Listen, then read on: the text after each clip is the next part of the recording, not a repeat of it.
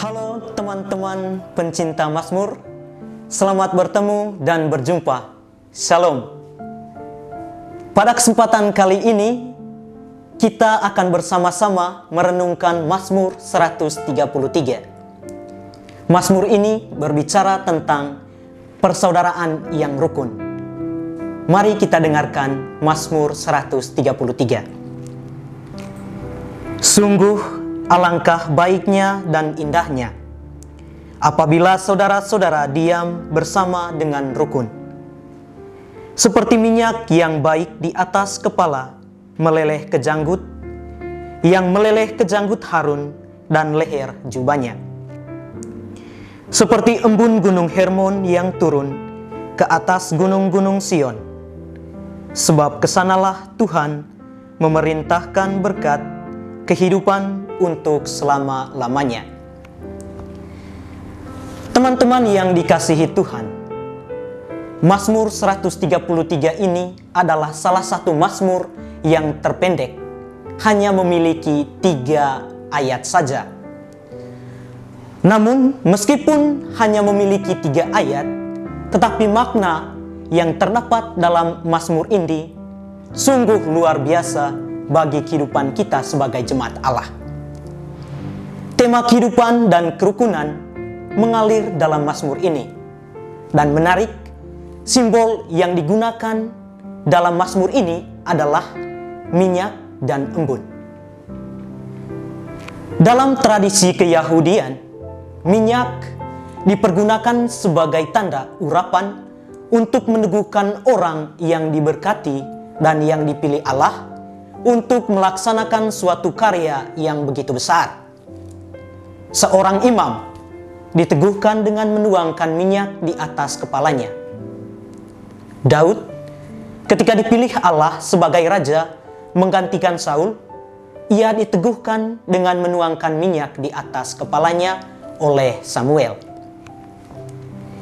Ada kisah minyak yang ditumpahkan sebagai tanda penghormatan, dituangkan pada kaki Yesus oleh seorang perempuan. Sementara embun, nah kalau kita keluar pagi-pagi dan berjalan di padang rumput atau di sekitar taman rumah kita, pasti kita akan menemukan embun-embun pada dedaunan, rerumput-rumputan, dan pada bunga-bunga itu. Dan embun itulah yang membuat suasana menjadi sejuk di pagi hari. Saudara-saudari, teman-teman yang terkasih, Mazmur ini cocok dengan situasi yang mewarnai kehidupan kita sebagai bagian dari bangsa Indonesia, di mana adanya situasi perbedaan. Bangsa kita merupakan bangsa yang majemuk, bangsa yang memiliki beragam budaya, suku, ras, dan agama. Dalam kehidupan kita sehari-hari, kita senantiasa hidup dalam perbedaan. Entah berbeda dalam hal agama, maupun berbeda dalam hal berperilaku, dan berbeda dalam hal berpendapat. Seringkali, akibat perbedaan itu, muncul berbagai konflik dan pertentangan. Keadaan zaman ini cenderung orang bersifat individual, mementingkan diri sendiri, dan sulit bekerja sama, serta kurang peduli dengan orang lain. Dan tidak terkecuali termasuk anak-anak Allah, termasuk yang percaya, termasuk saya dan teman-teman sekalian, bisa terjebak dalam belenggu individual, belenggu keegoisan, yang akibatnya adalah adanya ketidakharmonisan. Tidak ada yang namanya persaudaraan, karena masing-masing kita membentengi diri dengan ego yang tinggi dan tidak mau bekerja sama dengan orang lain. Itu artinya kita tidak menginginkan persaudaraan itu. Teman-teman yang dikasihi Tuhan, pemazmur mengajak kita untuk hidup bersatu dengan orang lain di sekitar kita, siapapun dia. Entah orang itu beda agama dengan kita, beda kelas sosial, beda daerah dengan kita. Marilah kita merangkul siapa saja yang kita jumpai. Karena pemazmur mengatakan, Sungguh alangkah baiknya dan indahnya apabila saudara-saudara diam bersama dengan rukun. Baik yang dimaksudkan oleh pemazmur menerangkan tentang kualitas kerohanian dan kesaksian hidup yang dirasakan dari persaudaraan yang rukun itu, di mana masing-masing orang menikmati kerukunannya sendiri dan membagikannya pada orang lain di sekitarnya. Sedangkan dalam kalimat selanjutnya ada kata "dan indahnya". Kata indah yang disampaikan si pemazmur sungguh menunjukkan nilai estetika, nilai keindahan dari persaudaraan yang rukun tersebut, di mana setiap orang yang mewujudkan kerukunan akan mengalami keindahan. Seperti simbol embun yang memberi kesejukan, begitu pula kalau kita hidup dalam kerukunan, ada kesejukan. Nah, yang menjadi pertanyaannya, apa yang perlu kita lakukan untuk mewujudkan persaudaraan yang rukun? Teman-teman yang terkasih, menurut saya ada beberapa poin yang perlu kita perhatikan dan kita lakukan dalam hidup kita masing-masing.